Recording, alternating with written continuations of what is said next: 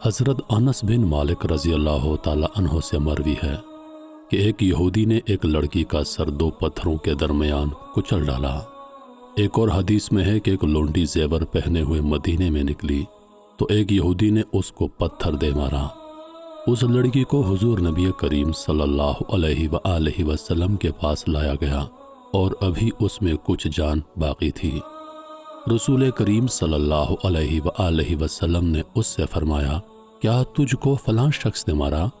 اس نے سر کے ساتھ اشارہ کیا کہ نہیں۔ پھر دوبارہ پوچھا تو اس نے سر کے ساتھ اشارہ کیا کہ نہیں۔ پھر تیسری مرتبہ پوچھا تو اس نے سر کے ساتھ اشارہ کیا کہ ہاں۔ یہودی کو پیش کیا گیا اور برابر اس کو پوچھتے رہے یہاں تک کہ اس نے اقرار کر لیا۔